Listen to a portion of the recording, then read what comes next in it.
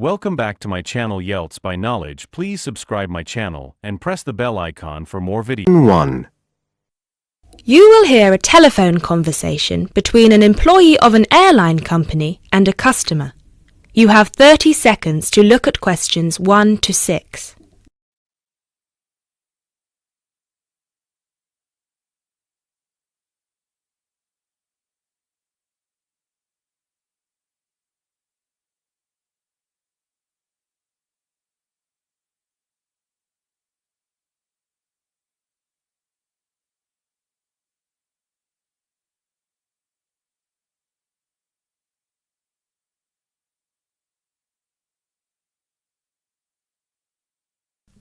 GB Airlines, this is Kyle speaking. How can I help?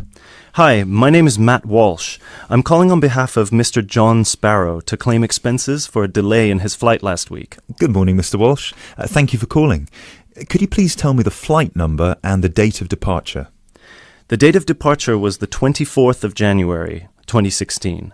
I'm afraid I don't have the flight number in front of me at the moment. Okay, that's all right. One moment. Could you tell me where was Mr. Sparrow departing from? He was departing from Athens. Is that Athens, Greece or Athens, Georgia? Athens, Greece. Right. And what was the destination? It was Heathrow, London. Right. We've got 2 flights from Athens to London Heathrow on the 24th of January 2016. Was it the 3:25 p.m. flight or the 9:45 p.m.? It was the later one, 9:45. Okay, so the flight number is GB1011. Right, okay. Okay, yes. I can see that Mr. Sparrow's flight was cancelled and he was booked on the next flight on the 25th of January at 3:25 p.m. Is that correct?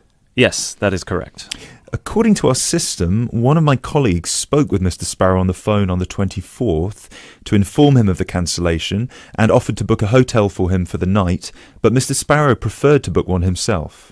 Yes, because he didn't want to stay near the airport, as the next flight was in the afternoon. Yes, of course. Could you tell me which hotel he stayed at? Yes, he stayed at the Hypnos Hotel. Oh, could you spell that for me? Of course. That's Hypnos. Right. Thank you for that. And could you please tell me how much the total cost was for the night? Sure. It was 73 euros. Right. Do you have a copy of the receipt for that? Yes, of course. Would you like me to send it to you? Yes, please. Can I email a picture of it to you? Absolutely. The email address is refunds@gbairlines.co.uk. Great, thank you. No problem. Were there any other expenses you wish to claim? Actually, yes.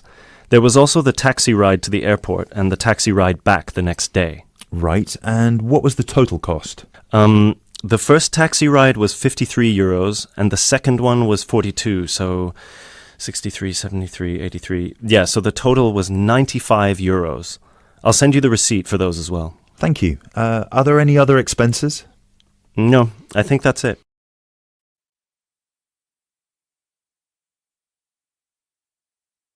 You now have 30 seconds to look at questions 7 to 10.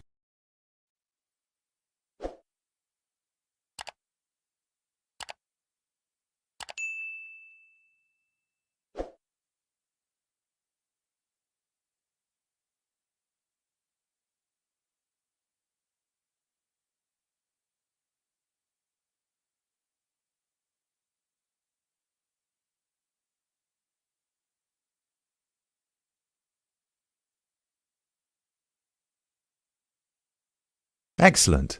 So if you could please send us the receipts for the hotel and the taxi rides, and after we receive them it should take about 48 hours for the funds to reach Mr. Sparrow's account. Perfect. Thank you so much. My pleasure. Is there anything else I can help you with? Actually, yes. There's one more thing. Mr. Sparrow complained about the meal during the flight. He said that it was a bit bland. Right. So he asked me if it was possible to switch to a different meal option for his upcoming flight to Kiev next week. Right, of course. Just give me a minute, please. Right, I see that Mr. Sparrow had the light meal option for his flight to London, and you would like to change that. What would you like to change it to? What are the other options? We've got 12 different meal options. Would you like me to list all of them for you? Well, Mr. Sparrow has told me that he would prefer something without meat. How many of these do not contain meat? We've got 3 meal options without meat. We've got the vegetarian option, the vegan option, and the Asian vegetarian. What's the difference?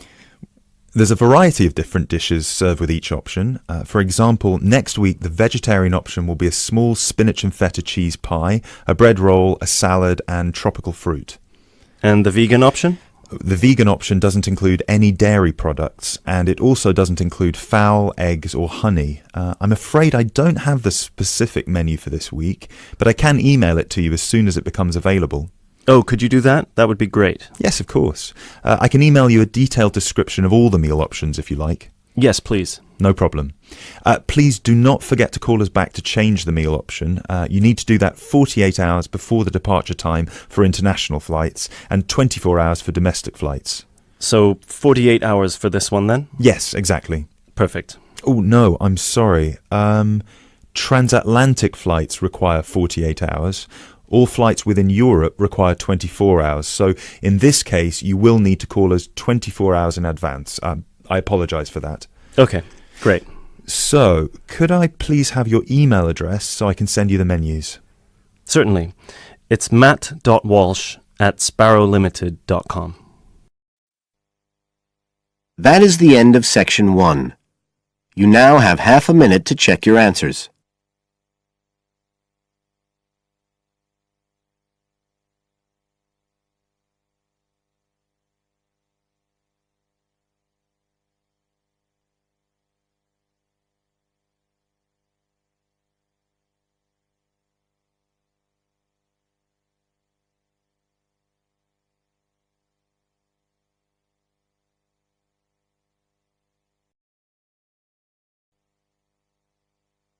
Now turn to section 2. Section 2. You will hear a conversation between a radio presenter and an author. You have 30 seconds to look at questions 11 to 14.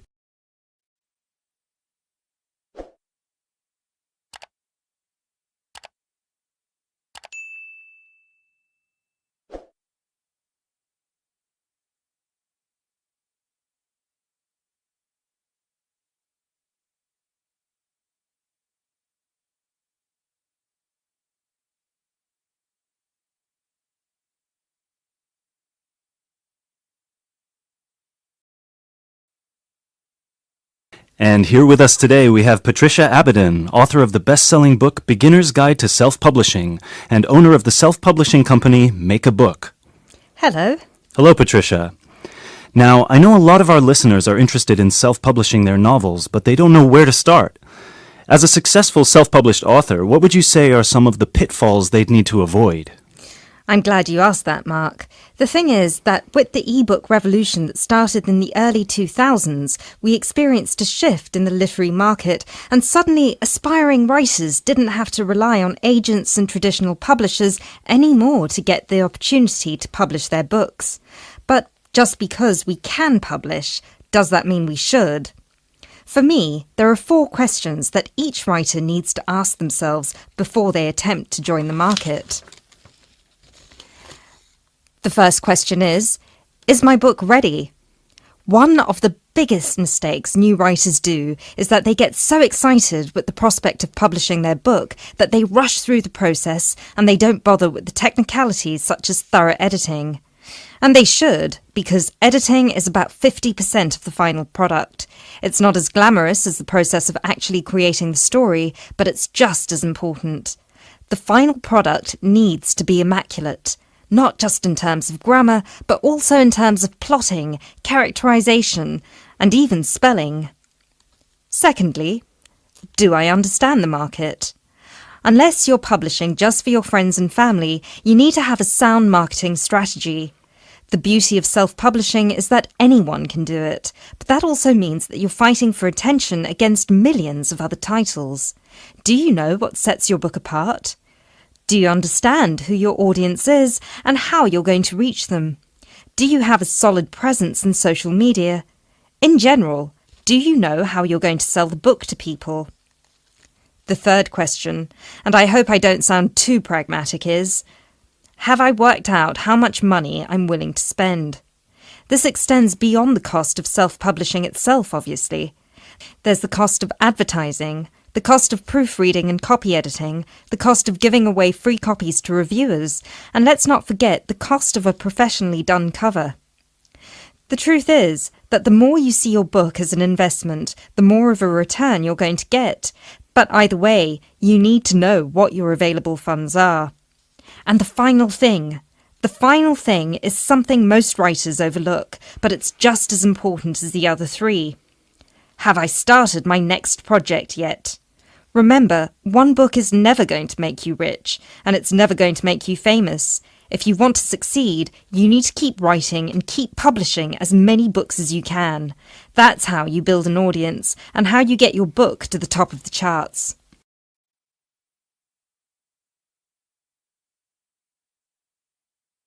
You now have 30 seconds to look at questions 15 to 17.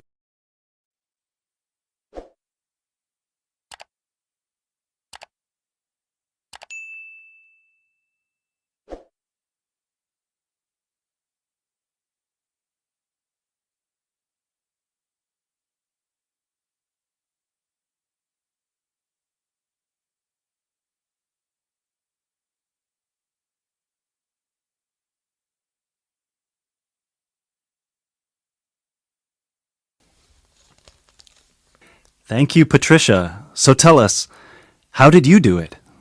You started publishing 5 years ago, and now you have your own publishing company. How did you get here so fast?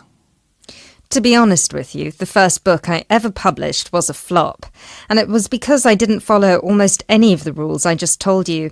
My novel was poorly edited, it had a cheap-looking, self-made cover, and I had no idea how to get people to buy it. For about a year, I checked its dismal sales every month, and I wallowed in self-pity. But then, I decided it was time to change and do something. The first thing I did was get a subscription to all the writing magazines I could find out there. I'd read them all from cover to cover and followed the experts' advice as if it was gospel. I wrote almost every single day, and I submitted short stories to every competition I could find out there. I also started a blog, and I set up my own page. Over time, I started building a name for myself and a solid fan base.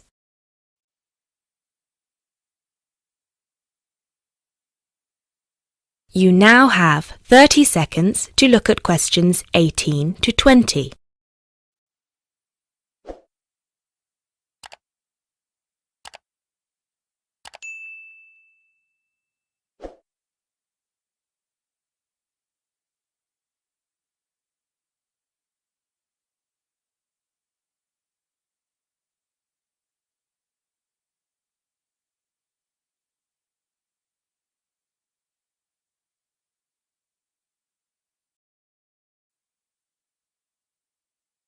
I didn't want to be associated with my first book, so I decided to publish my next book under a different name.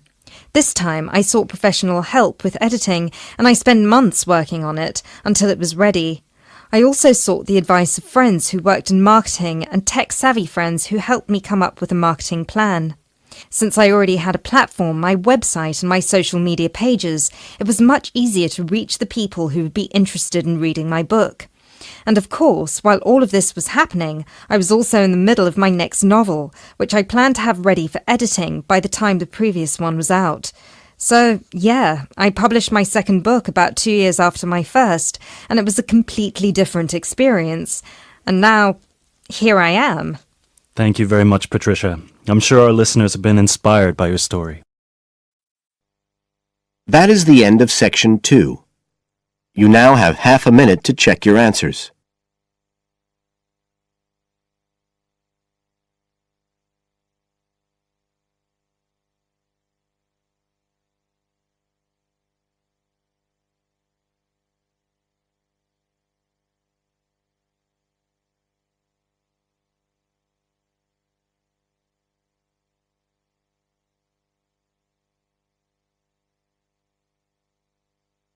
Now turn to Section 3. Section 3. You will hear a conversation between 3 students who are preparing a presentation. You have 30 seconds to look at question 21.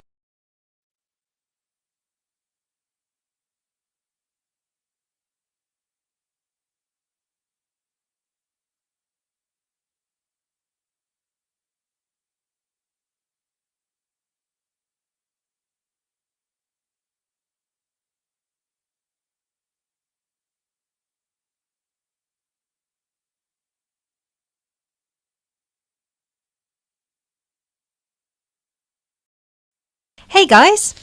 Oh, hey Gail, you made it. Yeah, sorry. I was stuck at the library paying late fees. Have you guys started going through the data yet? Yeah, we've already collated it and we've started designing the graphs we're going to use in the presentation. Oh, really? That's fast. Well, anyway, here's what we've got so far. Okay, so... Wow, 38% said they thought about quitting school in the first year. That's a huge number. Yeah, and only 10% said they were happy at school from beginning to end. Amazing, isn't it? Yeah, I thought the majority would be happy here. Well, just remember that about 30% of the school population are foreign students, and from the UK students, only 2% are actually from the area. So, I guess it makes sense that people would miss home. Yeah, but to want to actually quit school... Well, they didn't want to exactly, they just thought about it. You now have 30 seconds to look at questions 22 to 25.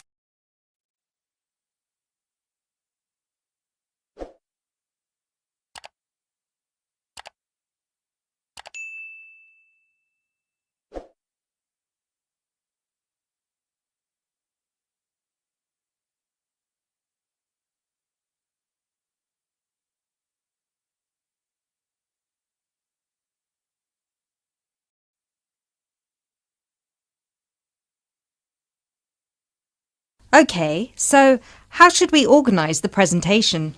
What did you guys decide? Well, Kevin and I were saying that we should start by explaining what the topic of our research was, and how we decided to collect the data. So, I'll start by saying that our topic was how first-year students felt a month after beginning school, and how their attitudes progressed and changed by the end of the academic year. So then we were thinking that I should explain that the population we want to study was obviously first-year students, but because we need their complete experience from the beginning to the end of their first year, we'd have to actually poll students in their second and third year. And then we said that you should explain how we access the population. So I'll say that we got the permission from the school to go to different classes from different departments and hand out the surveys in paper form, right? Right, and that it took us about 3 weeks to complete this part of our research. So then we need to describe the 3 different areas of focus of our survey. So Lindsay can do that. Say that the survey had 3 sections. The first one asking just some general questions about the age, gender, nationality and field of study of each student. Then the second one focused on how they felt in their first 6 months at school. And the third, how they felt in the summer after their first year was complete. That sounds good. You now have 30 seconds to look at questions 26 to 30.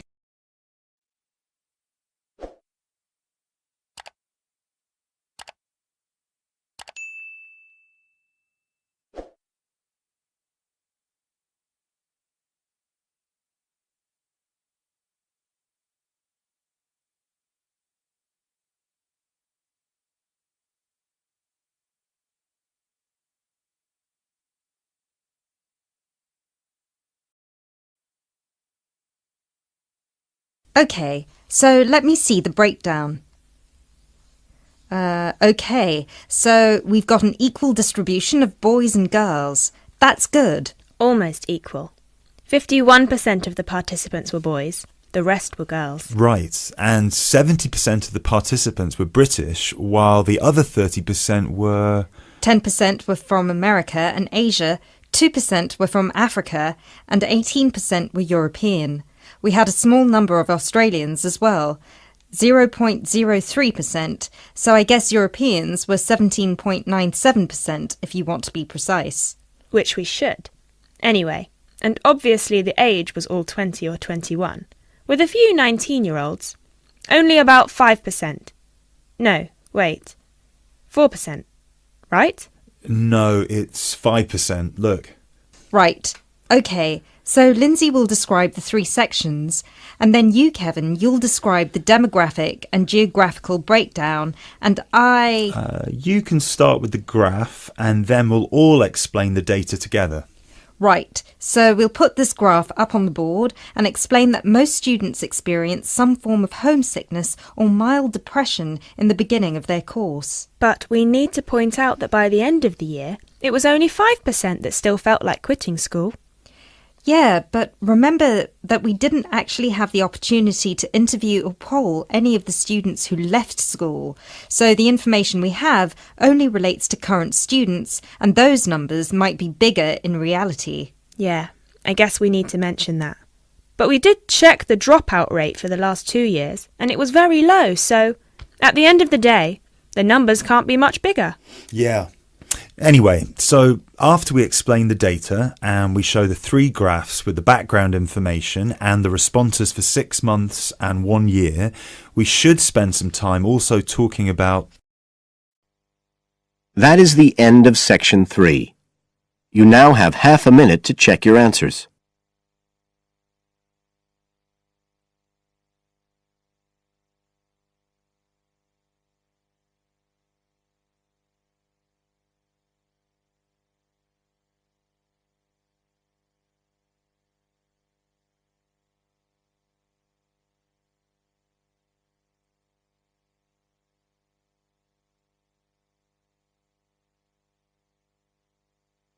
Now turn to section 4.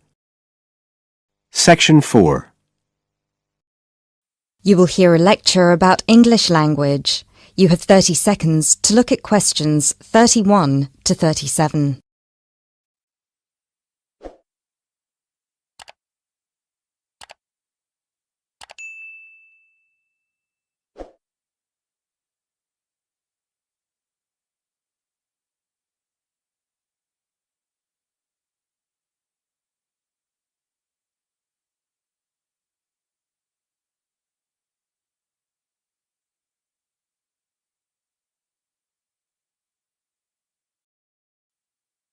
Those of you who were here last week will remember that we talked about the journey of the English language from its early Indo-European origins through to Old English, Middle English, and then to early and late modern English before it reached the form that it has today. Today, we will be continuing that theme by focusing on the future of the English language and all the places it might go from here. There are about 2.1 billion people around the world who can speak English. Out of these, only 400 million are native speakers, which means that 4 in 5 English speakers are non-natives. This is obviously quite an impressive number, considering that just 2 centuries ago, in 1801, there were only about 20 million speakers of English around the world, and languages like French and German were ahead of English in terms of how many people were using them. But what does it mean? What it means is that the future of the English language doesn't really depend on its native speakers, but on that massive number of non-native speakers learning it around the world. Has anyone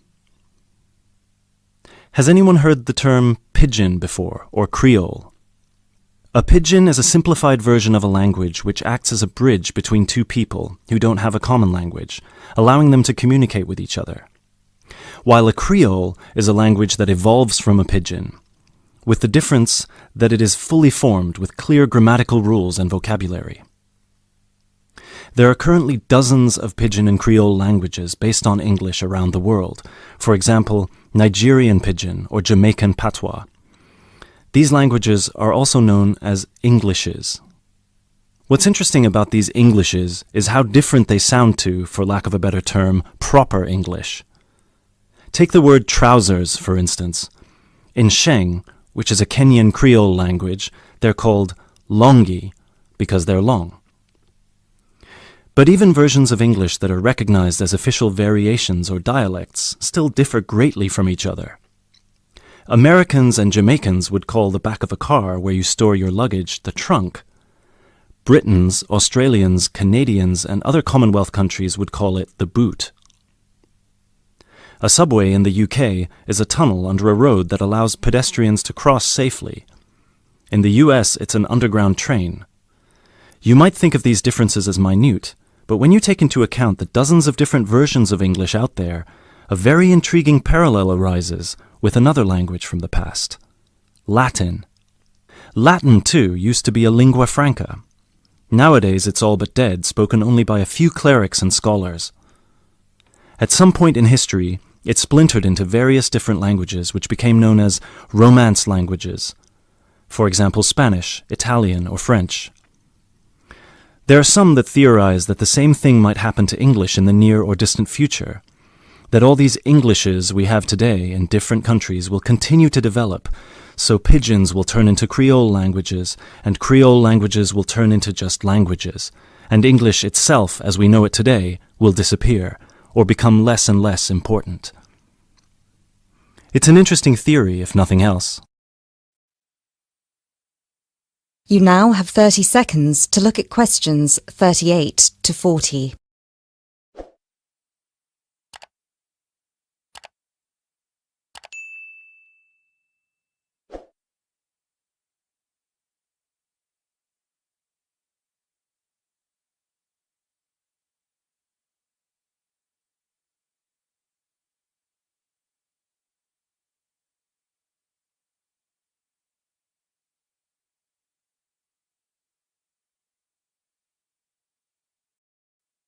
It makes sense that as English grows in popularity, countries, especially those with a strong sense of identity and tradition, will develop their own versions of the language, marked by the idiosyncrasies of their culture. Just think of the contribution of dialects such as Jamaican or South African English. In the past 50 years alone, they've added about 25,000 words to the English language. Most of these related to a local context that wouldn't have existed in English before the spread of colonialism. In terms of numbers, just those are enough for a brand new language. There are some flaws to this theory too, however. While it's true that Latin and English have a lot of similarities in terms of how they developed, or have developed throughout history, there is one big difference. We currently live in an era of globalization. Today, you can be in India and stream an American film or TV series in seconds. You can be in Nigeria and listen to British music. You can be in Brazil and read a novel from an Australian author. Just a few centuries ago, this was unthinkable. So what's the other way that English could go? According to some experts, there's the possibility that it could maintain its status as the world's global language, but with a few differences. Already today, most conversations in English occur between non-native speakers. While many of these might be fluent, the majority probably only have an intermediate understanding of the language, devoid of the nuances, colloquialisms, and complex collocations that native speakers employ in their interactions. This means that over time, English could turn into some sort of world speak, the official lingua franca for the entire world, but in a simplified form.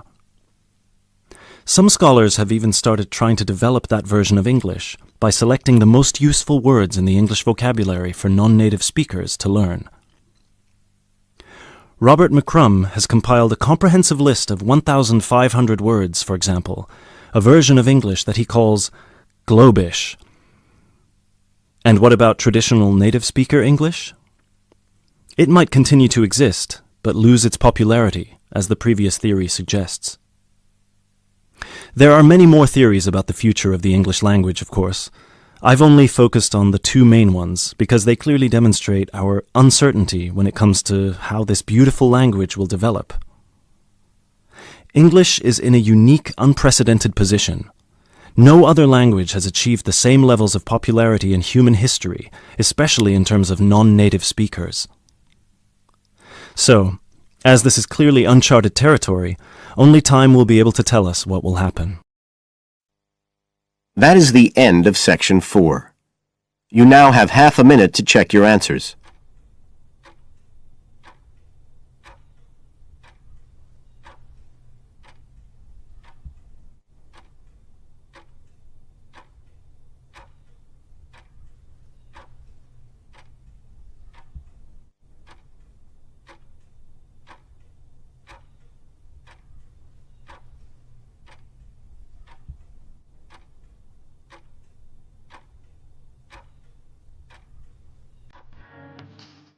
That is the end of the listening test.